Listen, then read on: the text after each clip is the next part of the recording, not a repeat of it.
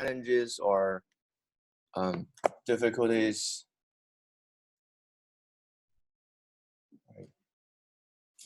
Have you? Yes.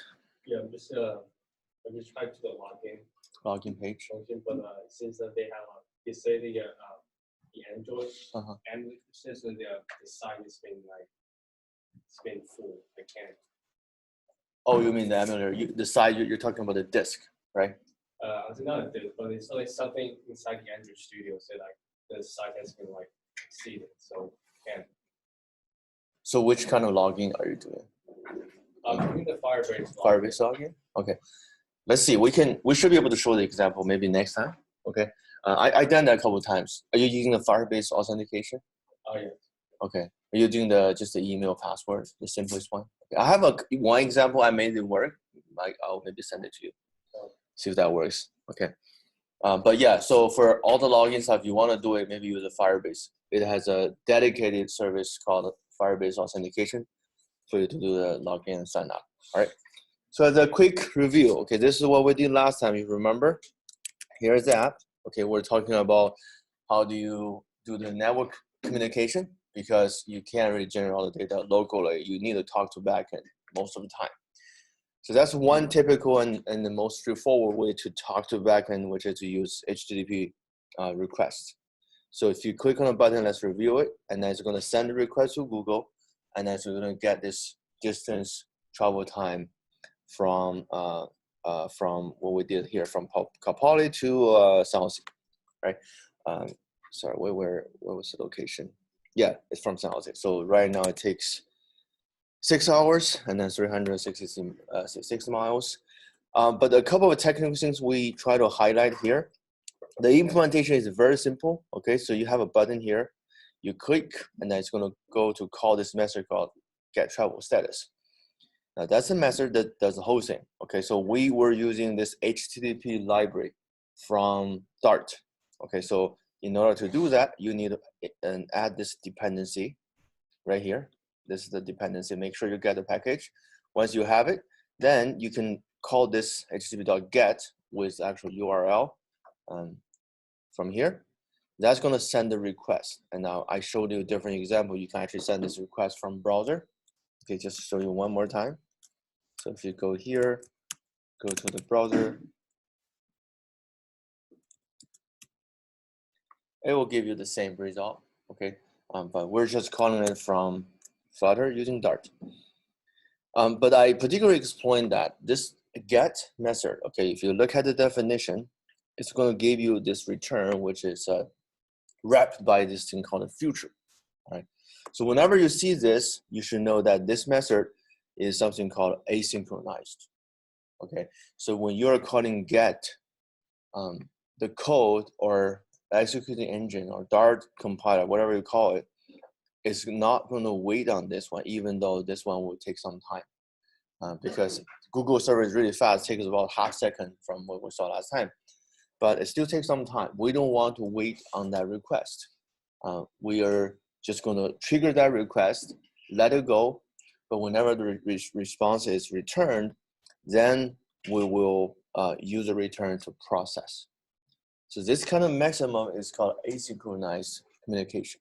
So you're not waiting or you're not being blocked by some kind of a long time-consuming operation. Okay, so very common kind of a technique. So you do this one, so that's why you have this then block, which is kind of like a callback.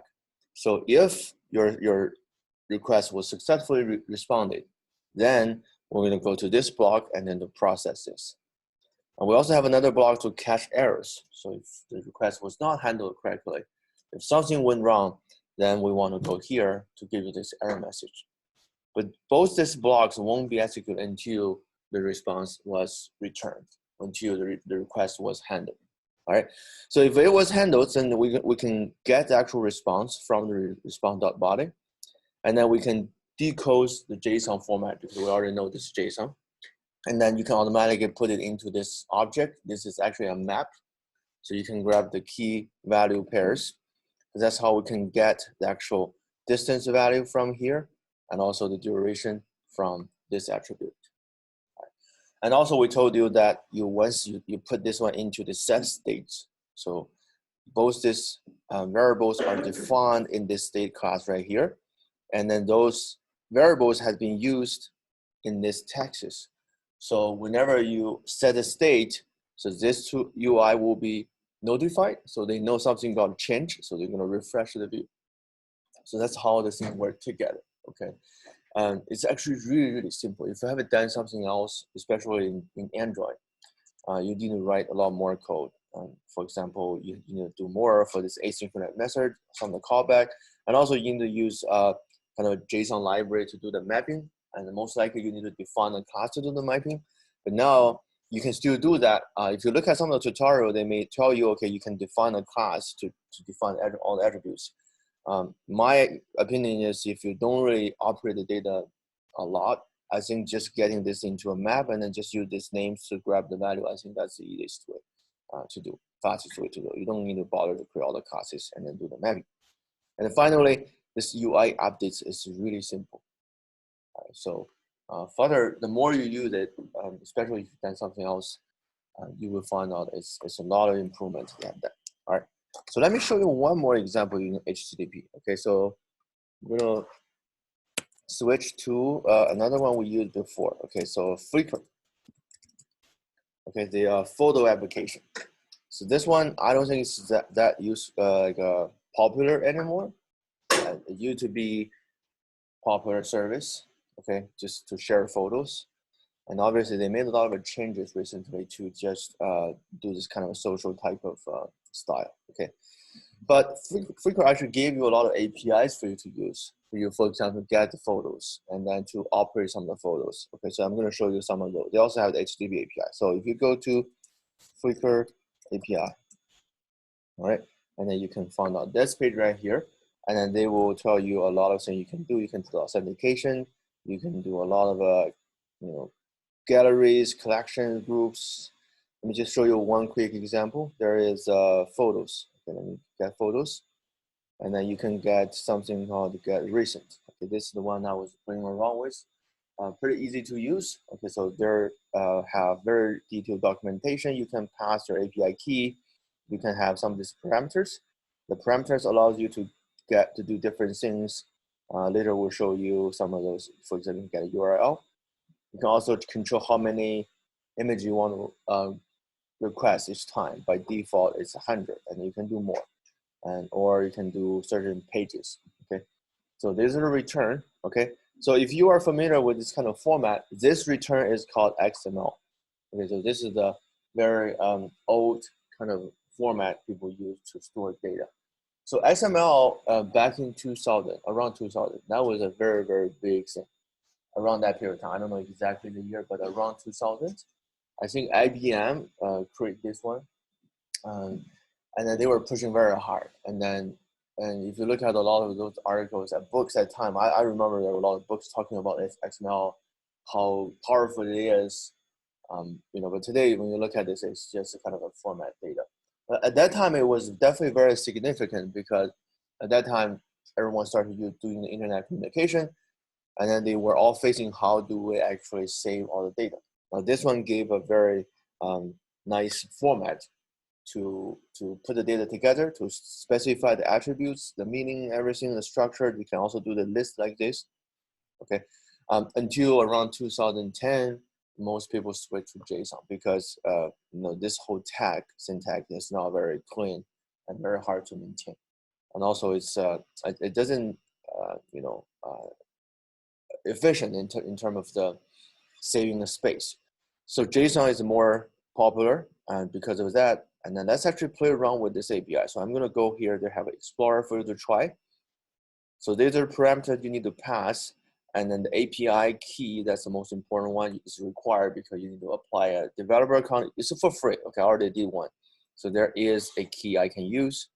So if I go to call it without a token, just passing the key, if I try to call the method right here, all right, as you can see, this is the response from the server. All right, so it gave me 100 photos, and you can see the photo ID, owner, secret, server, farm, title. Okay, and then you can also say if it's public, if it's a friend, it's a family. It doesn't have the URL. Okay, there's a parameter you can add and then to get a URL. Okay, but this is in XML. You can also change it to JSON. So go here, go to output, and then you can change to JSON, and then try to call this again. All right, so that's the JSON format. Okay, much cleaner. It doesn't have all the tags, and then it's very readable. All right. So if we also want to get the XML, the URL, what we need to do now is to look at the documentation. So you have to pass some extra parameters right here. So for example, you can get the URLs here. There's a URL tiny, small, medium, large, I think. So I'm gonna do a URL small, this one here. All right, so I go back to the Explorer. And then if I put this one here in the extra, I put it here. All right, I will choose JSON again without a token, call it. All right, so now you can see at the end, there is one more extra part being returned, which is the URL underscore small. So if you try to grab this URL here, let's try it. That should give you the actual, public folder. All right, so let's see how the URL works. You can also see the title. The title is just a kind of image. All right. So that's how the API works. Now, the nice thing about this HTTP API is also it's very easy to call. As you can see, they generate the whole URL here. If you just click on this one here, you can get exactly the same response in the browser. All right. So that means you can also do the same thing as I showed you for the Flutter example to call this API and then be able to parse it. So let's try it. All right. So I'm gonna go back here and then let me back up this code here. So Google Map HTTP. All right, and then I'm gonna still modify this main screen here. Let me clean it up. Okay, so I don't need all of this. And the bottom navigation bar. All right, so I'm gonna keep the button here, but I don't need the others. Okay.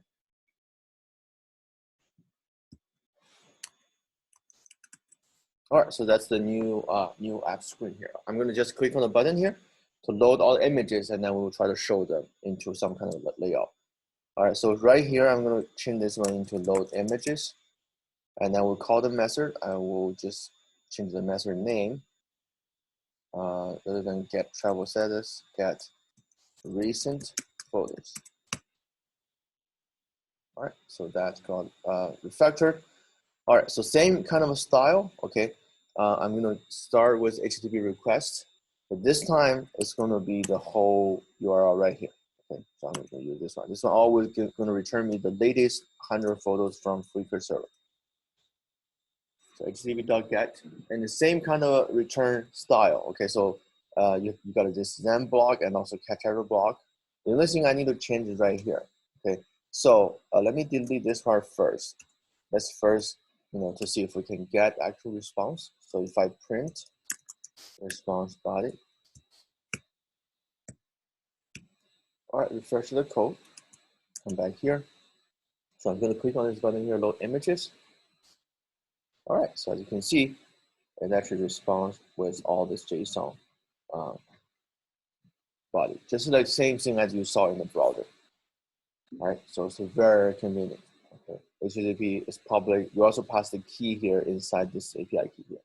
Okay, so that is how you get the response. And now we can actually try to use that. Before we show it in the UI, let's try to be able to parse all the data. Basically, what we carry is all the listed photos. Right, so let's go back to take a look at the format. And this is not very clean, but this one is better. So this whole return, as you can see, it has a photos key, which contains everything. Right? So it looks like you gotta basically get the photos. And then inside the photos, you have this pages per page total. And then here you got another attribute, a photo. And that photo has, you can see a list of 100 photos. Right, so let's try that step by step. So I'm gonna go here. I'll do the photos first, because that's gonna lead me to this area here. Okay, so let's try that step by step. So go back, click on the button. All right, so as you can see, this time you don't see that photos anymore. You just got this pages per page total, and then photo. So we're gonna care about the photo. All right, and then refresh it again, load it. Now all you have is a list of photos. All right, so it's very easy to use. You don't even need to worry about the type, okay?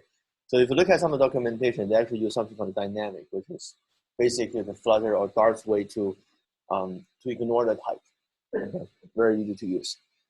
Okay, so you got a list. Now what we need to do is be able to maybe iterate all the lists. So you can then do a for loop. For example, I can do for each photo from here. And I want to print that photo. Okay. So I'm going to comment on this one here. Let me try this again. Refresh. Load images. All right, now I can be able to just print all the photos per object one by one. This is how the loop works. Or if you want more specific, I just need the URL. I just need the title. And then you can just do that. All right, so refresh again. Load images. And now you just got URLs and titles if they have a title. All right. So I just want to show you this step by step. So this is how you can operate the JSON data. Okay. In the past in Java, you need to build your class, data class, and make all the getter and the setters, and then map all of those to here. In Dart, some of the tutorials still tell you to do the same thing, which is okay. That's definitely a best practice. However, if you know what the data type you're collecting, you know the types, and you don't need to do that. Okay, just grab data and then just do that. That's the easiest way you can do it. You can see, just decode it, and then this will be the map, and you will see if it's a list or not, and then you do different kind of operations. Very convenient. All right. So that's how you can get all the data. As you can see, you click on data, you can also see the images. Now our next thing to do is basically just to show this one in the app. All right. So I'm going to use a list view again, because you have so many different images, and then when you show them, you just want to show the image, and it's basically a kind of a list view that handles a collection of data that works better. So for the list view, okay, so we're going to do that again. So here for the flat button, and on top of that, I'm going to put the list view. All right. So for the list view, there is a very good tutorial talking about how that works from the official page. We're following that, even though we had a lot of trouble on the actual the UI part, but this is a great tutorial, very clean and easy. So most of the time you're going to use this one called Builder. Basically, that's how you associate with all your data items to the actual UI. We're going to follow that one to do it. All right, so list view dot builder.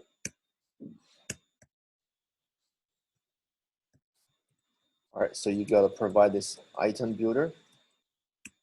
Let's take a look at what item builder is. Item builder is a function with a context and index, so that you know which one you are accessing. And then you have to return some kind of a UI element, which represents what it shows in that list row, right? So if you look at the example, they use something called a container, and then to do all of this, so we can do the same thing. I'm going to return a container, and then here has a child. For the child, what we need is an image, right? So image here. And image, they have a very easy way to load the image. I think it's called network. All right, so this is also another very cool thing. In Android, if you want to do loading an image URL into an image view, you got to write one method yourself and then do it. And later on, there's a library called Picasso that does that for you with one line of code, but it's much longer than this. And then right here, just do the image dot network and then put the URL. And then they actually handle all the loading, downloading, caching the image for you. So it's so much more convenient. All right, so let me just show you one example. Like we don't do this one. Let me just find an image.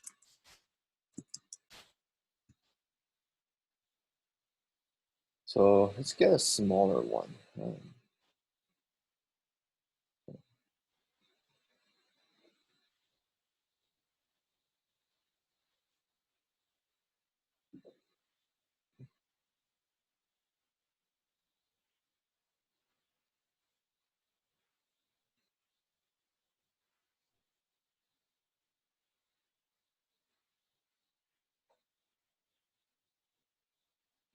All right, we'll use this one. Okay, so let's get the image address. So I'm gonna put this one here. All right, so right here, and then semicolon. Right. So that's how you can build each item. And then for the builder, you also need to provide the item count. Okay, for example, if I just want to do 5, I'll do this one here.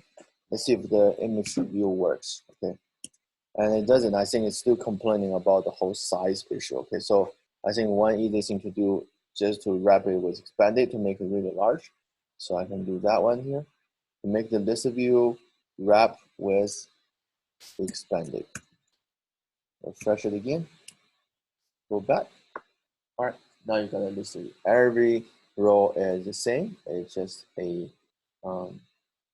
image loading from this particular URL. Of course, you really have your own image placeholder. You shouldn't do that network. You should just put the image into your local app so that you don't have to request that from the server. But here is just how simple it is to load this whole thing. All right, so that's a hard-coded list view with 5 items.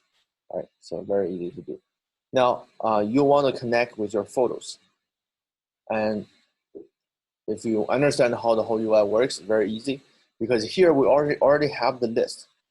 What we need to do is to use the list to replace this number, use a list to replace this URL based on this index.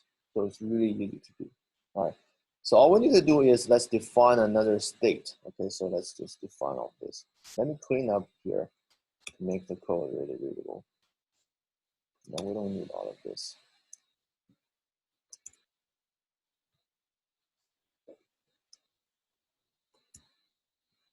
All right. So just to make the code very concise. So I'm going to define a photo list. All right, at the list. I think you can save this one from here. Okay, I don't have to iterate that because I know that this part is the list. All right, so I can just comment this one out. Okay, so let me print out this list, make sure everything works. I go here, I click on the button. All right, so you can see the list, all the items here, right here. So if you have the photo list, then the rest part will be really easy. Length.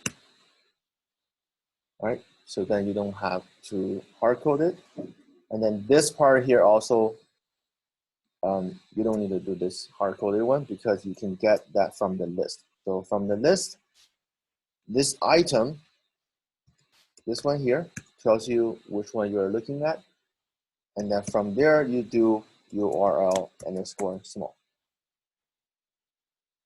That's how you can map each individual item from your data to the view. So remember this MVC model I told you last time. All right, so refresh. All right, so you can already see this photo right here. Some errors here. Okay, let me see. They said that URL is null. So maybe some of the URL is not valid. Okay, so some of this file not found. Okay, so what you can see here, there are 100 images. Okay, really simple. So I'm gonna basically also do something like if they say that you cannot be null, so what you can do here is this, right? So you can say if this one is that doesn't equal to null, okay? I think you can do this. And then you will use that one. Otherwise, you can use a placeholder. All right, so let me find out that placeholder.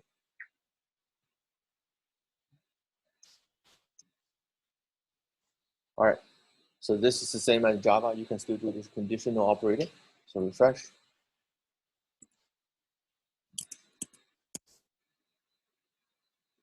All right, let me load this again. Oh, wait. So now when I load it, it doesn't refresh the page. Okay, so I missed something. When I load it, this one here, you have to set the state to notify the changes. All right, so let's do set state.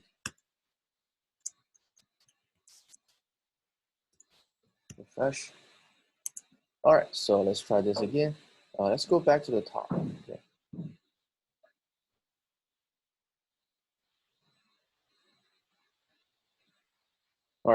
So if I load image, all right, so that got updates. Okay, so all the new photos right here. That's how it works. Now, if you want to also add the title, okay, so I think they also have a title here. That's very easy. The title is already part of the object in the list. So all you need to change is right here. So instead of just showing an image, you can also show a title below it. Now, in order to do that, this one here, you gotta have a layout, right? So you need to do, for example, let's wrap this one with a column, okay? So because each row, you're not gonna show just one image, you also wanna show a text, okay? For the text, we can use this one here. And it has title, all right? So URL and then title. Run it. All right, so it already works. So as you can see, everyone got the image and then title below it. All right, pretty easy. It doesn't look very good. I think you can control some of the height stuff. So the container, I think you can say height. Because this is you can, let me do something very simple. I would just hard code 100. It won't work. So if you do that, and then the other part won't show it. So I guess you probably need to do a little bit more. Let's try this. If I do this one like both expanded to use the weight, hopefully that works.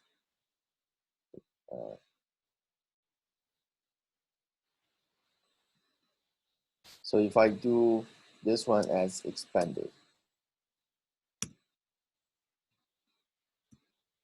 and then I give a flex.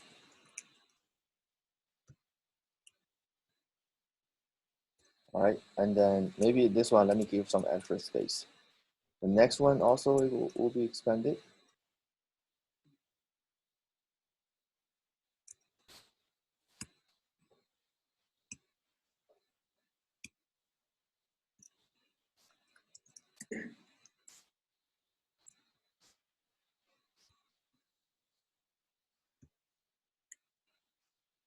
All right, so that's how you can just force the space. Okay, so you first say that the whole container, the height is that much. And then inside each row, you're gonna split that space. You know, the image takes 75%, the text takes the rest 25%. Okay. All right.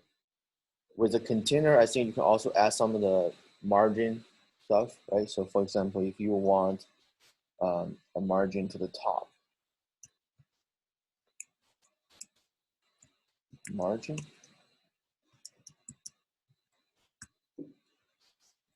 For the top, let me give 20.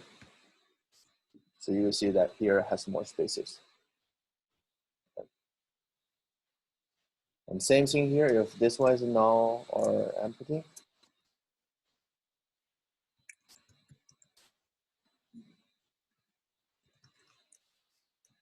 then otherwise you should provide something else.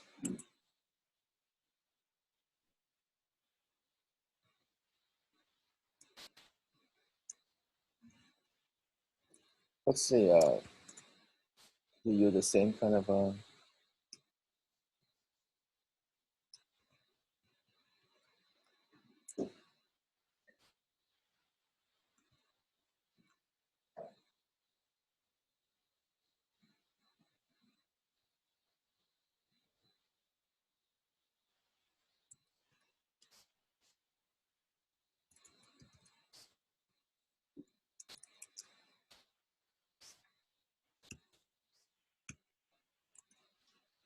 yeah, so some of the title are empty, so you can also place, make a placeholder. All right, so very straightforward. And then if you want to click on those, and then I think I told you again, let me show you one more time. You got to change this part here. Okay, so the builder, I think they have a on-tab method. Let's see. So there is on-tab. Okay, let me try to search it. So Flutter list view on-tab.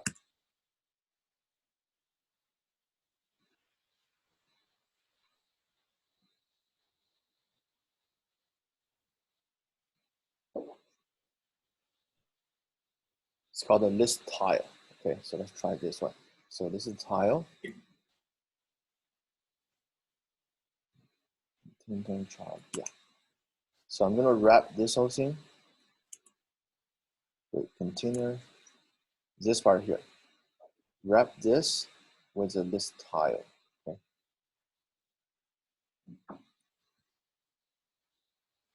And then it's called a title.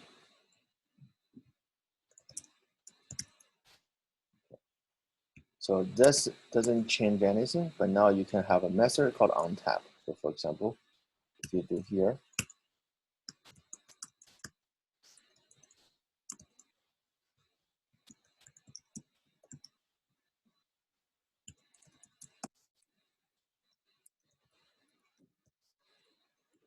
this part, and then you can see which one you're tweaking. Okay, so that's how it works.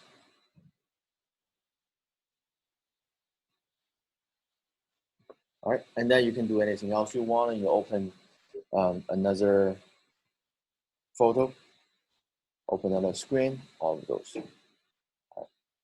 So again, this whole list view here also very, very straightforward to use. It's so much more simpler than Android. Okay, Android, you have to write something called adapter. That adapter, you need to extend that parent class, and then still you put all the data classes inside, and then map all of those one by one. But here, it's just one method, and it's very intuitive. These are the UI. These are the data you need to show for those UI. And on the other hand, you just set the state whenever it's going to change and update it. It's so much quicker. Okay, so the more I do it, I feel more excited about the whole Flutter, because as a developer, if you have this kind of tool and also like this, okay, it's a one line of code. You don't need to worry about any details. That actually means a lot. The developer is all about the time. Okay, that's why you go to make some kind of project. You charge them by hours if you want to do some kind of consulting. All right. So the good thing is today, if you want to make some of these apps, I can see the big changes compared with 5 years ago. You need less and less time to do all of these things. Now, don't underestimate this line of code. Okay, so loading image to a phone, we actually did that back in 2013 or 12 in Android. At that time, there wasn't even a library called Picasso. Okay, so let me show you that one. So the one I'm talking is this. So Android has a library called Picasso, the third-party library. It's very popular because they make displaying images on Android pretty easy. So you just need to do this one line of code. You can do picasso.get.load URL, just like what we did here. And then you load that into image view. This only came in 2014 or 15, I think. Previously, you had to write your own approach, which has a HTTP request. And then the worst part is once you got a response, you have to save those into a bitmap. The bitmap stores all the pixel-based images, and then you load those bitmap into the app. However, the problem with doing that is you get all this networking working. It doesn't cache it. So every time when you try to load this image again, it will still pull the URL from the server, do that whole thing one more time. And then if you do implement your own cache, then you need to manage how do you release some of the space from the cache. All of it you write yourself. Eventually it breaks. It's not very efficient. But here it takes everything for you. If you're loading the same URL, I bet the Flutter is not going to fetch it again because it's already cached there. Or if you have too many images loaded, they're going to handle all the performance issue. Like this view here, it looks very natural. It's not very easy to implement. Okay, it's very efficient actually. If you do this whole thing by yourself in Android, it's going to crash. If you got a lot of images, you don't do the caching correctly, it will crash it very easily. Okay, so that's really the part that it got very improved. Besides the huge benefits of running this also in iOS, that's nothing comparable. So again, spend some time with this Flutter. Okay, if later on they also support the web development very well, I haven't tried it yet. I don't know what it looks like so far with the Flutter, but that's our goal. Okay, web application and also desktop application. if they can also support those very well, it's going to be huge. And then for the developers, you can then charge people the same kind of price or fee to build some kind of project, but at the end, you actually spend a lot less time. Also, I told you about this Flutter marketplace. I haven't tried it yet, but I know how it works. It's really going to change a lot, because this one here, if you open it, now I know a lot of you are struggling with all the UI stuff, but they have all these things already built for you, because they know the commonly used features, and all you need to do is just adapt one of the template from here. You buy it, and there's nothing illegal. Just buy it. $100, $50. Then inject your data code, make all your screens. Your app can be done really, really quickly, and then eventually it's the same kind of experience across both Android and iOS. So it's really, really good. All right. So there are a lot of this consulting opportunities. Okay. So I don't know how many of you have done. I know a couple of you probably did some of the project like that. It's a very good market, okay, to do the software consulting because it pays really well. I would say that as a junior consultant developer, okay, making project for others, website, apps, all of that. As a junior, I think you can make 50, 70. That's pretty common. Okay. But once you get a little bit experience, okay, if you say, okay, you actually work full time in Amazon or Google, and if you charge them 120, 130, that's very, very typical, okay, per hour. Basically, you sit here, don't listen to me, and then you work on some app, and at the end of the class, you charge them $110. So that's pretty typical. And also, that's 7 or 6 years ago. I saw some iOS developer easily make $150 per hour for a lot of the projects they do. Most of them don't work for full time. They just work independently. Because if you look at the rate, actually you make much more at the independent one. Because if you think about, for example, you got 100K annual salary. Okay, if you divide that by 12 months, every month if you use 160 hours, and your rate is only $52, okay, as a full-time employee, right? So it's pretty good, but it's actually not as high as independent contractor. So if you're making $150 per hour, you're basically making the same amount of money using only 1/3 of their time. So that's why a lot of the independent developers, they're like pretty flexible. They write some code in Starbucks and then they go to travel. So not bad. Okay. There is one even bigger benefit. I gotta stop recording this. Okay.